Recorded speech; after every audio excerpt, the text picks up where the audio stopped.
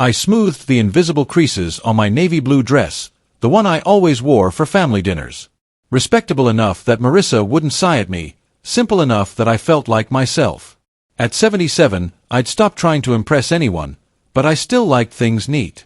Dinner was at 7. I had an hour to spare. My eyes drifted around the living room where every picture carried a piece of our life. James and me at our golden anniversary. Little Garrett with his first fish. Toby and Rebecca in caps and gowns. Those frames were quiet witnesses to a time that felt lighter. My gaze landed on James. 15 years gone, and I still asked him questions in my head. He would have said, "Edith, don't let yourself get hurt." He was good at boundaries. I never was. My phone buzzed. A text from Garrett. I slipped on my glasses, thinking he might be asking if I needed a ride. He rarely offered in recent years, but hope still flickers. "Mom, I'm sorry, but we can't make it tonight. Marissa is hosting a dinner for her coworkers. We'll reschedule." I reread it. Yesterday he'd insisted I come, said there'd be a special announcement. The phone buzzed again. "You weren't invited to dinner. My wife doesn't want you there." My hand trembled.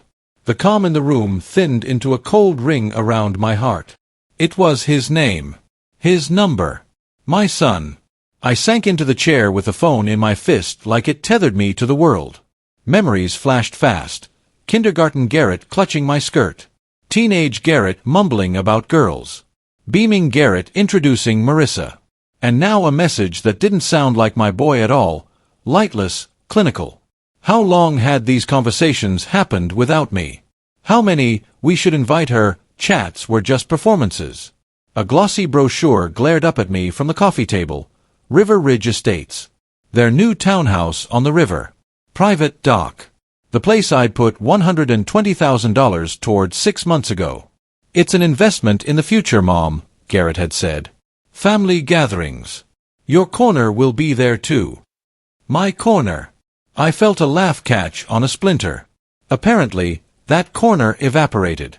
I walked to the old secretary I'd inherited from my mother and opened the top right drawer. Neat folders. Receipts. Statements. The folder marked Garrett was the thickest. So many checks I'd written without blinking. $20,000 for the business he abandoned after 6 months. Courses for Marissa. Roof repairs. Toby's car insurance. Private school. A new, safer SUV. The kitchen remodel. Marissa swore she needed to do her job well. Every time I told myself, it's the right thing to do. What did I get back? Stilted holiday visits, occasional calls, and now, a text telling me I wasn't welcome at a table in the house I helped buy. The phone buzzed again. I flinched. "Rebecca. Grandma, are you coming over today? I miss you." Sweet Rebecca. The only one who never felt transactional. I typed, "Honey, it looks like your parents have decided it's best I stay home." "What? Why?" "Dad said yesterday you absolutely had to be there." So she didn't know.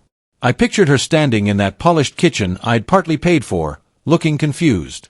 My eyes went back to the folder. I thought I was buying love and respect. Turns out, I'd been renting attention. The lease had expired. I dialed the bank. "Good evening. Fayetteville Community Bank. How may I help you?" "Good evening. This is Edith Wembley. I need to talk about my regular payments."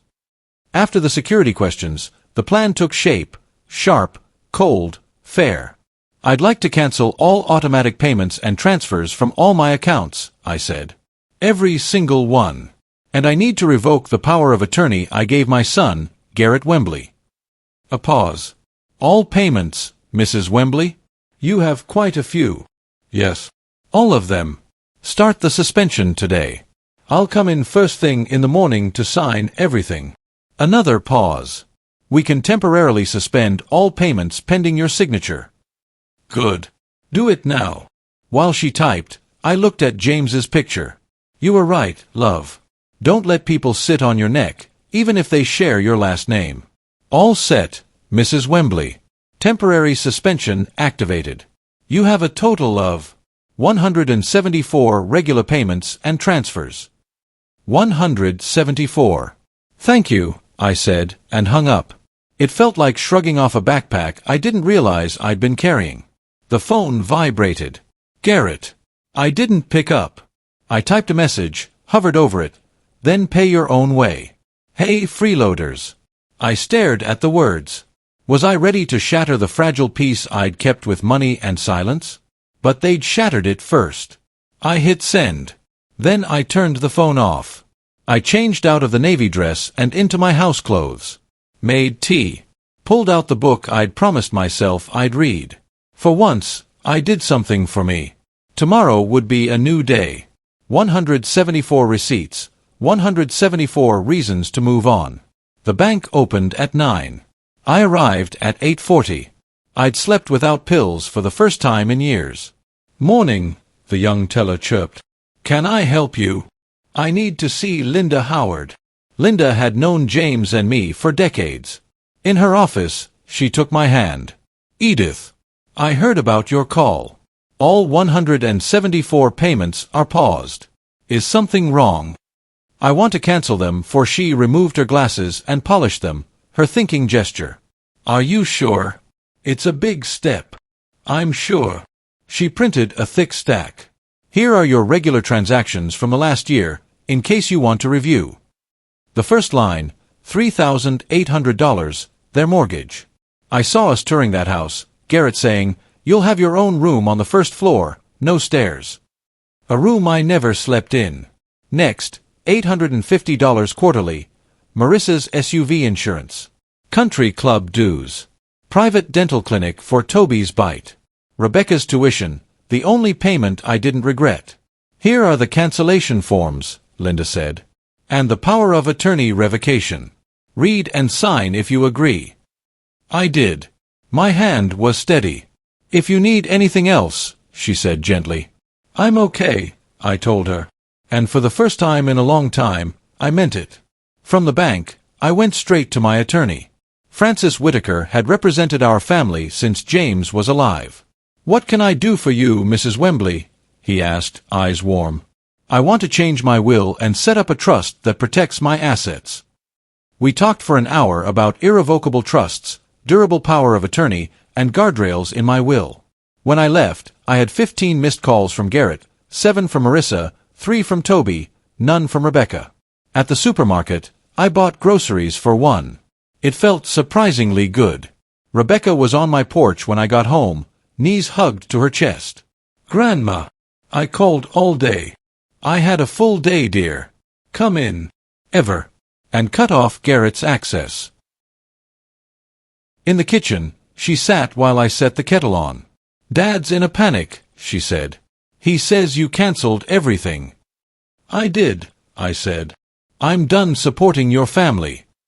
But why? Did something happen? I showed her the text. She went pale. I didn't know. I swear. Tears filled her eyes. It's awful, Grandma. I don't understand how he could. That was the last straw, I said. I've paid for houses, insurance, schools, lessons. And still, I'm an inconvenience. Rebecca stared at her tea. Then, softly, I always saw how they took advantage. Especially Mom. I tried talking to Dad.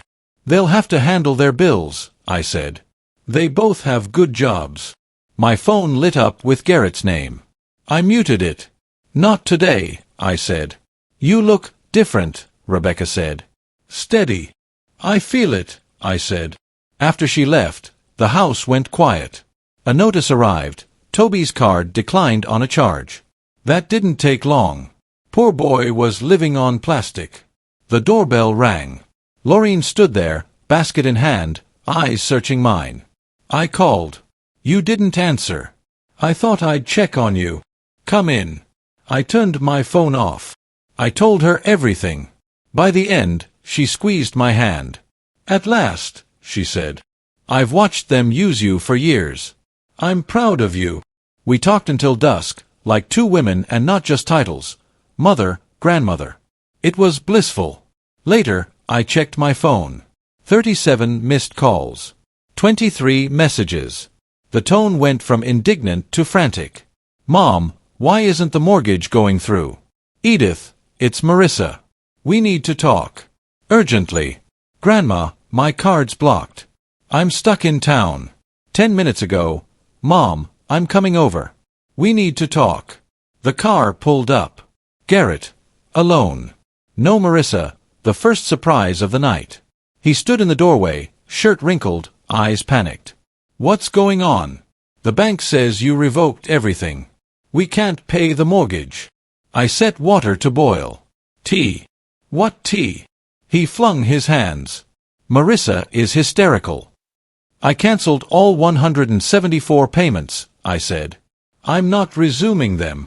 He stared. Why? Is this a joke? You texted me that I wasn't welcome. That Marissa didn't want me there. In the house I helped buy. He went pale. It's not what you think. She was upset. And you kept her calm by insulting your mother?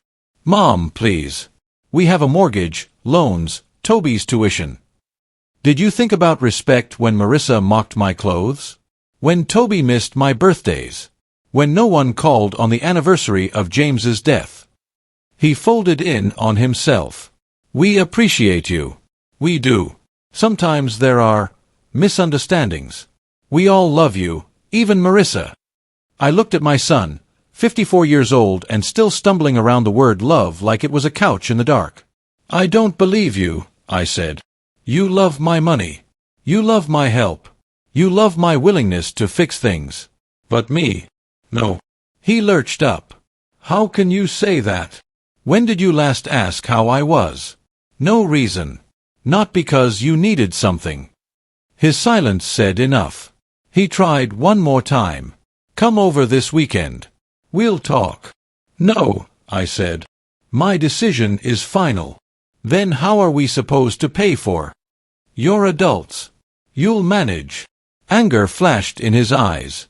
You can't do this to us. What exactly have you done for me? I asked. One thing. Unselfish. Name it. He couldn't. I need you to leave, I said. He stood there, stunned, then walked out.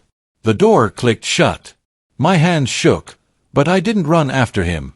Marissa called next. I ignored it. The next morning, she arrived with a box of expensive pastries and a brittle smile.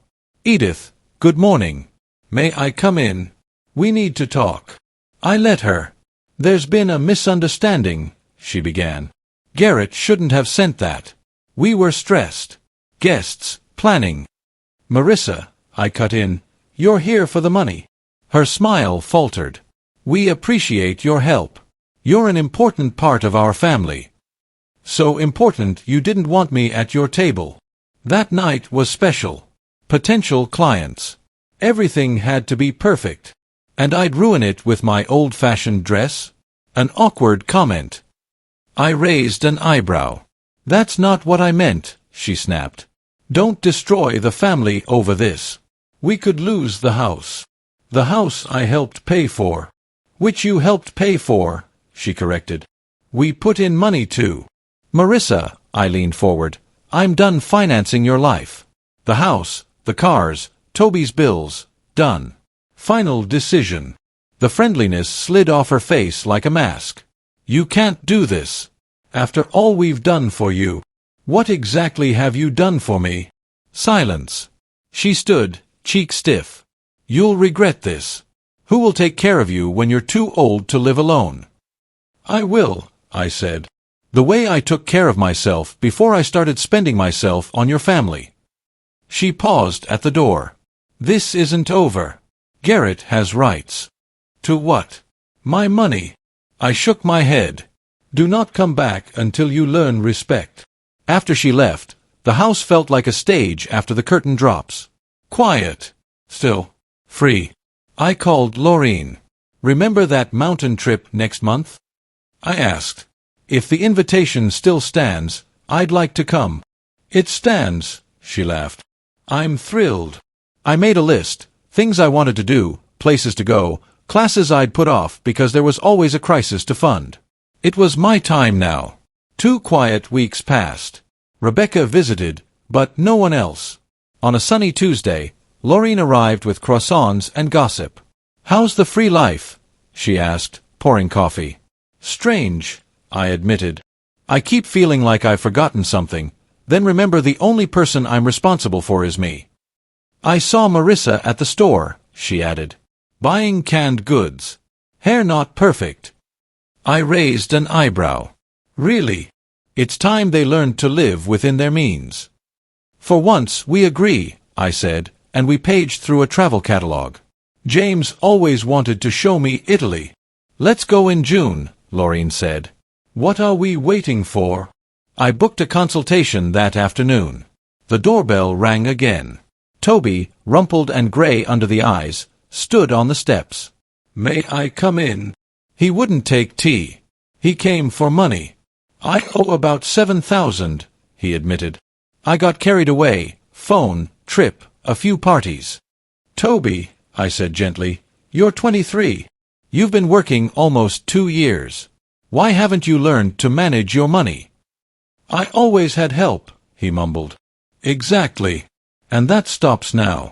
His eyes widened. "But what am I supposed to do?" "What adults do. Call the bank. Ask about restructuring. Pick up extra shifts. Cut expenses. It's complicated. Life is complicated. Especially when you own your choices."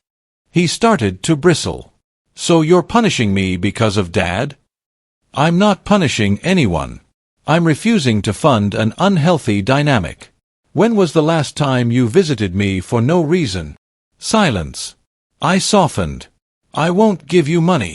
But I can offer help of another kind. My attorney, Francis, needs a part-time assistant. Filing, phones. It won't solve everything, but it's a start. If you want, I'll introduce you." He blinked. "You'd do that, after everything I said? You're my grandson. I love you. But my love won't come in the form of credit cards anymore." He nodded slowly. "Okay.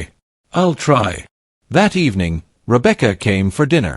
We cooked. We talked about work and books and plans. Real conversation. No strings. "Grandma," she said as she hugged me goodbye, "I'm not taking sides. But I support you." "I know," I said. "Thank you." Later, Garrett called. "We need a family meeting," he said. "Tomorrow. Please." I almost refused. But a complete break never sat right with me. 2:00. My place. Only us. At 2 sharp, Garrett showed up alone. "The others are on their way," he said. "I wanted to warn you, what's about to happen wasn't my idea." Marissa insisted. "What's about to happen?" Cars began to line my driveway. Marissa stepped out, perfect as ever, followed by Toby, Rebecca, and a flock of her relatives. I felt anger collect in me, cold and precise. Marissa rang the bell with a performance smile. "Edith, we're all here to discuss this as a family." "This is my house," I said evenly. "I invited you, Garrett, and the kids. The rest can wait outside." "Don't be inhospitable," she cooed. "We're all stakeholders."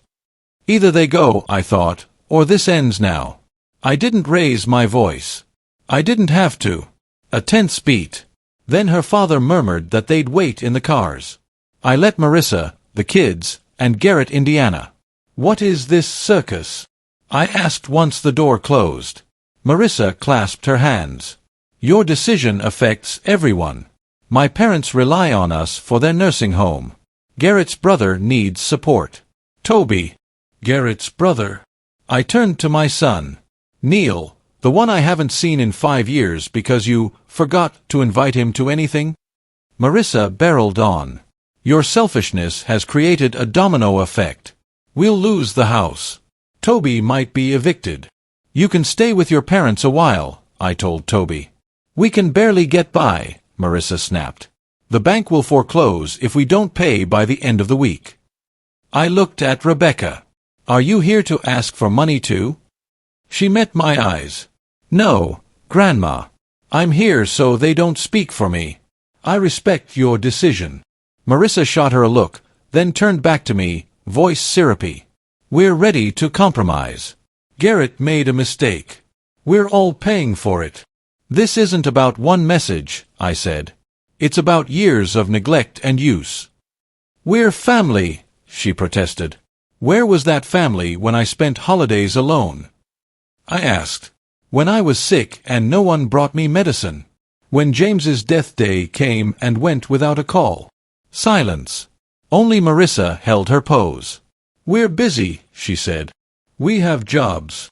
So did I said. And I always made time for you. And money. I looked at each of them. Garrett, when did you last ask how I was? Toby, when did you last stop by without an ask? And you, Marissa, tell me one thing you've done for me. No one had an answer. You still don't see it, I said. You think I'm sulking over a text. But I finally saw what I was to you, an ATM. Now that it's empty, you remember your values.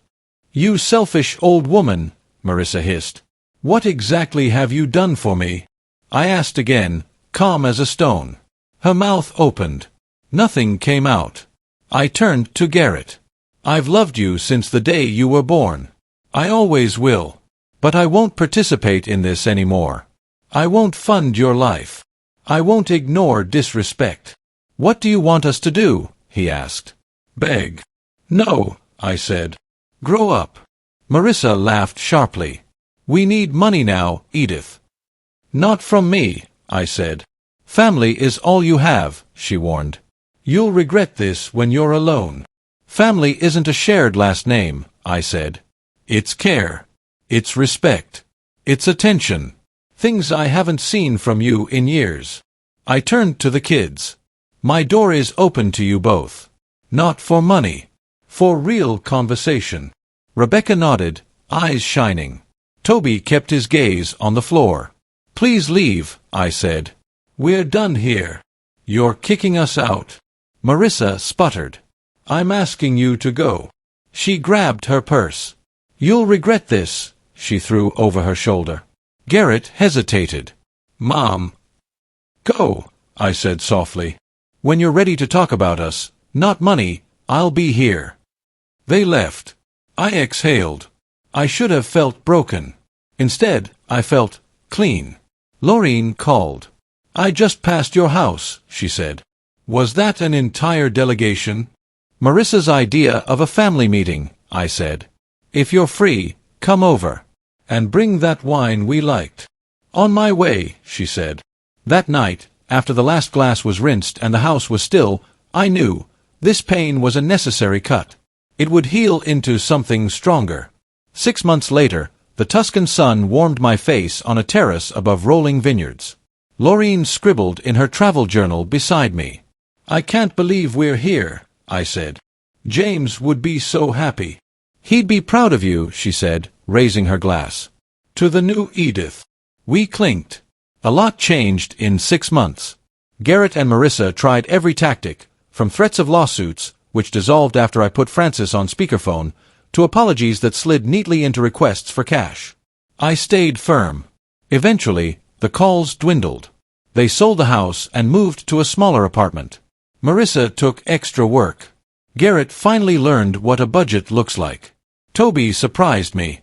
He took the part-time job with Francis, then expanded it. We've had a few awkward coffee dates, less performing, more real. Rebecca remains my steady thread. Weekly calls. Drop-ins. She was the one who nudged me. Go to Italy, Grandma. Don't wait. I didn't. Before I left, Francis brought papers to sign. Most of my estate now sits in an irrevocable trust, with me as the beneficiary for life. After I'm gone, 40% for Rebecca, 10% to the library fund, small legal minimums to Garrett and Toby, nothing for Marissa. I signed without shaking. My phone buzzed, a message from Rebecca with a picture of her new apartment. Can't wait for you to see it. I sent her back a photo of the hills glowing amber. That evening, I settled on the hotel balcony with a book. Laureen's laughter drifted from the next room. I used to be so afraid of being alone that I clung to people who treated me like a wallet with a pulse.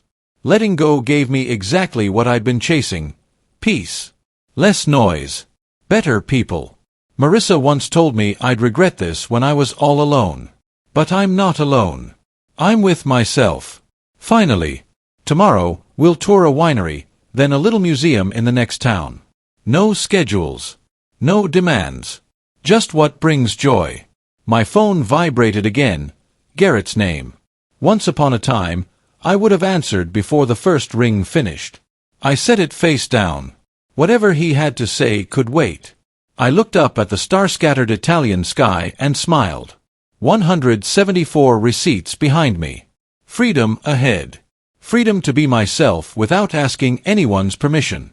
James always said I deserved more than I allowed myself. It took me 77 years and one painful night to believe him. Now I do.